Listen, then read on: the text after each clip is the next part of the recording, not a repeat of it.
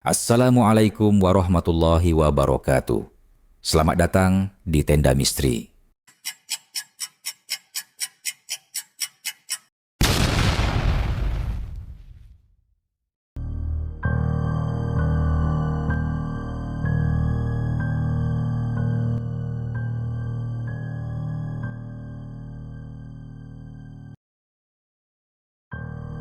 Tumbal pabrik gula di Jawa Timur. Di tengah ladang tebu yang luas, berdiri sebuah pabrik gula tua di Jawa Timur. Pabrik itu masih beroperasi, tapi menyimpan rahasia kelam yang sudah bertahan selama lebih dari seabad. Aldi, mahasiswa teknik mesin yang sedang magang di pabrik tersebut. Ia tinggal di mes karyawan bersama 3 teman lainnya. Aldi mulai merasa ada yang aneh sejak malam pertama. Ia sering mendengar suara tangisan dari area pemrosesan tebu, padahal seharusnya kosong. Mesin tua kadang menyala sendiri, walau tidak tersambung listrik. Suatu malam, Aldi melihat karyawan lama, Pak Sastro, membawa sesajen ke dalam ruang bakar. Saat ditanya, Pak Sastro hanya berkata, "Jangan tanya, kalau kamu ingin pulang dengan selamat." Aldi dan temannya, Bima, penasaran. Mereka menyelinap dan mengikuti Pak Sastro malam berikutnya. Di balik ruangan besar itu, mereka melihat sebuah patung besar dari batu hitam, menyerupai makhluk menyeramkan dengan mata menyala merah. Pak Sastro meletakkan kepala kambing di altar dan komat kamit membaca mantra. Dari penjaga tua, Aldi akhirnya tahu. Pabrik itu dibangun oleh Belanda. Dulu, banyak pekerja lokal yang dipaksa kerja hingga mati. Tubuh mereka dibakar bersama tebu. Sejak itu, pabrik menuntut tumbal, agar tidak makan nyawa sembarangan. Setiap tahun, 1 nyawa harus diberikan. Jika tidak, mesin akan menelan siapa saja yang mendekat saat malam bulan mati. Bulan mati datang. Mesin tua menyala sendiri. Jeritan terdengar dari dalam. Bima menghilang. Di layar CCTV, hanya ada bayangan tubuh yang diseret ke dalam mesin penggiling, tanpa bekas. Aldi panik. Ia ingin kabur, tapi gerbang terkunci sendiri. Hanya Pak Sastro yang punya kunci, dan dia berkata, "Bima dipilih tahun ini. Kau bisa aman, asal jangan ikut campur." Aldi tak terima. Ia kembali ke ruang pemujaan untuk menghancurkan altar. Tapi saat ia menghantam patung itu, arwah-arwah para pekerja mati mulai muncul. Wajah mereka hangus dan berdarah.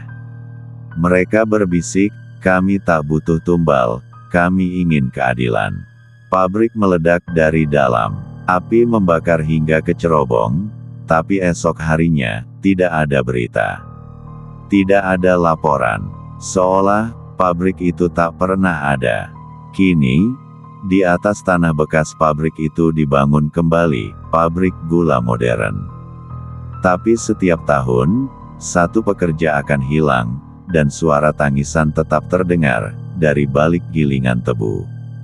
Jangan percaya pabrik tua yang tetap berdiri, kadang, mereka bukan bangunan, tapi makam.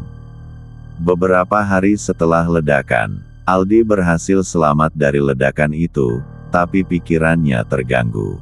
Ia dirawat di rumah sakit jiwa, karena terus mengigau soal mesin yang hidup, dan arwah tanpa wajah. Namun, yang aneh, tidak ada catatan mengenai ledakan pabrik. Berita online menghilang. Polisi bilang, tidak ada pabrik di lokasi yang disebut Aldi. Seolah semua itu hanya halusinasi. Tapi, Aldi mendengar suara mesin, di malam sunyi. Suara roda gilingan, jeritan samar, dan tangisan. Ia bangun, berkeringat dingin. Lalu, ia melihat sesuatu dari balik ventilasi kamarnya. Asap hitam, membentuk wajah. Wajah Bima. Bima berbisik lirih. "Kau belum bebas, Di. Pabrik itu, masih hidup." Sementara itu, Di lokasi pabrik lama, seorang investor luar negeri membangun pabrik modern di atas reruntuhan yang sama. Mereka tidak tahu bahwa tanah itu masih haus darah. Malam pertama operasional, seorang teknisi masuk ke ruang kontrol. Ia menemukan mesin bergerak sendiri. Ketika mencoba mematikannya, pintu tertutup rapat, dan mesin mulai menyedotnya perlahan, seperti memiliki mulut sendiri. Keesokan harinya, teknisi itu hilang tanpa jejak. Tapi lantai ruangan meninggalkan bekas jejak kaki berdarah, yang mengarah ke gilingan utama. Aldi menerima surat tanpa nama. Isinya hanya satu kalimat, lebih besar dari, kalau kau tidak kembali dan menghentikan semua ini, lebih banyak nyawa akan jadi tumbal. Aldi kabur dari rumah sakit. Ia kembali ke lokasi pabrik yang kini sudah canggih dan steril. Tapi malam itu, seluruh listrik padam. Para pekerja panik. CCTV hanya menampilkan layar hitam, lalu perlahan menunjukkan wajah-wajah penuh luka menatap langsung ke kamera. Satu persatu, para pekerja mulai hilang. Aldi masuk ke ruang utama, dan menemukan lubang besar di lantai, seperti portal gelap, menghisap segala suara. Tiba-tiba, arwah Bima muncul, tubuhnya hancur, berteriak, "Kau harus serahkan satu dari mereka. Kalau tidak, semuanya mati." Aldi, dengan air mata bercampur darah, menjawab, "Cukup, kalian sudah cukup lama jadi tumbal. Aku serahkan pabrik ini ke kalian." Lalu ia menjatuhkan dokumen perjanjian penjualan ke dalam lubang itu. Tiba-tiba, semua berhenti. Mesin padam, sunyi. Mesin berhenti sejenak, sunyi, lalu perlahan, dari dalam cerobong, muncullah kabut hitam, membentuk wajah Bima, disusul wajah-wajah tak dikenal, ratusan. Arwah kolektif itu menjawab, "Kami, terima." Aldi berjalan pelan ke dalam mesin penggiling, ia berdiri tepat di tengahnya. Saat mesin mulai hidup kembali, ia tersenyum. "Sekarang, kalian bebas." Mesin berputar, layar jadi merah, lalu gelap. Pagi harinya, pabrik ditemukan sepi. Semua pekerja selamat, kecuali Aldi. Di tengah ruang mesin, hanya ada selembar kain magang bertuliskan nama Aldi P. digenangi cairan tebu yang berwarna merah pekat. Sejak hari itu, tidak ada lagi tumbal. Tapi, para pekerja baru sering bermimpi aneh tentang seorang pemuda yang duduk di balik mesin. Matanya hitam legam, dan terus berbisik, "Jangan biarkan mesin ini diam, atau aku akan bangkit lagi." Beberapa hari setelah ledakan, Aldi berhasil selamat dari ledakan itu, tapi pikirannya terganggu.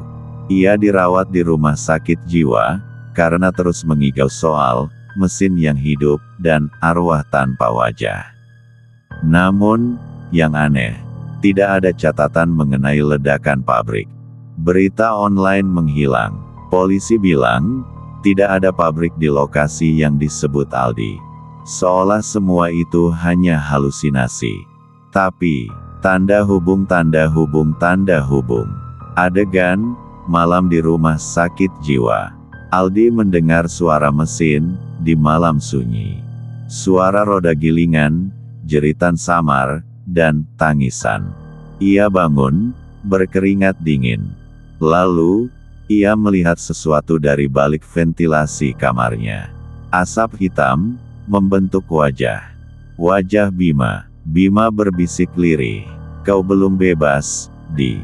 Pabrik itu masih hidup." Sementara itu, di lokasi pabrik lama, seorang investor luar negeri membangun pabrik modern di atas reruntuhan yang sama. Mereka tidak tahu bahwa tanah itu masih haus darah. Malam pertama operasional, seorang teknisi masuk ke ruang kontrol. Ia menemukan mesin bergerak sendiri. Ketika mencoba mematikannya, pintu tertutup rapat, dan mesin mulai menyedotnya perlahan, seperti memiliki mulut sendiri. Keesokan harinya, teknisi itu hilang tanpa jejak. Tapi lantai ruangan meninggalkan bekas jejak kaki berdarah, yang mengarah ke gilingan utama. Aldi menerima surat tanpa nama. Isinya hanya satu kalimat, lebih besar dari, kalau kau tidak kembali dan menghentikan semua ini, lebih banyak nyawa akan jadi tumbal. Aldi kabur dari rumah sakit. Ia kembali ke lokasi pabrik yang kini sudah canggih dan steril. Tapi malam itu, seluruh listrik padam. Para pekerja panik. CCTV hanya menampilkan layar hitam, lalu perlahan menunjukkan wajah-wajah penuh luka menatap langsung ke kamera. Satu persatu, para pekerja mulai hilang. Aldi masuk ke ruang utama, dan menemukan lubang besar di lantai, seperti portal gelap, menghisap segala suara. Tiba-tiba, arwah Bima muncul, tubuhnya hancur, berteriak. Kau harus serahkan satu dari mereka. Kalau tidak, semuanya mati. Aldi berdiri, menatap Pak Rudi yang meronta-ronta. Ia teringat semua teman magangnya yang tewas. Arwah para pekerja tua yang menatapnya malam itu. Aldi lirih, mata berkaca. Apa, kalau semua ini tak pernah berhenti? Tiba-tiba, layar monitor menyala dengan simbol segitiga darah. Suara mesin menggema keras, nyaris seperti teriakan makhluk buas. Tanda hubung, tanda hubung, tanda hubung. Puncak, Aldi masuk ke dalam mesin. Aldi menarik tuas darurat, lalu membuka pintu ruang utama dan berteriak. Ambil aku yang terakhir. Tapi hentikan ini semua, jangan ambil orang lagi. Aldi, dengan air mata bercampur darah, menjawab. Cukup, kalian sudah cukup lama jadi tumbal. Aku serahkan pabrik ini ke kalian. Lalu ia menjatuhkan dokumen perjanjian penjualan ke dalam lubang itu. Tiba-tiba, semua berhenti. Mesin padam, sunyi. 1 tahun kemudian, di lokasi pabrik, hanya tanah kosong. Tapi penduduk sekitar bersumpah, setiap bulan gelap, mereka melihat asap tebu terbakar dan mendengar suara jeritan dari dalam tanah. Dan kalau kau berdiri cukup dekat, kau bisa dengar suara mesin tua, yang belum selesai menggiling, pabrik baru lumpuh. Mesin mendadak hidup, sirine berbunyi tanpa sebab. Para teknisi mengunci diri, tapi tetap, satu persatu hilang. Tersisa hanya Aldi dan seorang manajer shift, Pak Rudi. Pak Rudi gemetar. Apa yang terjadi? Ini bukan mesin biasa, ini. Aldi, kau tak akan bisa kabur. Ini bukan mesin, ini makam. Mesin giling utama terbuka sendiri, suara jeritan keluar dari dalamnya. Dari rongga mesin, darah mulai menetes, diikuti tangan-tangan hangus mencuat keluar. Pak Rudi berteriak saat tangan itu mencengkeram kakinya dan menyeretnya perlahan. Aldi ingin menolong, tapi suara Bima terdengar dari dinding. Satu saja, di satu nyawa terakhir, dan semuanya akan berhenti.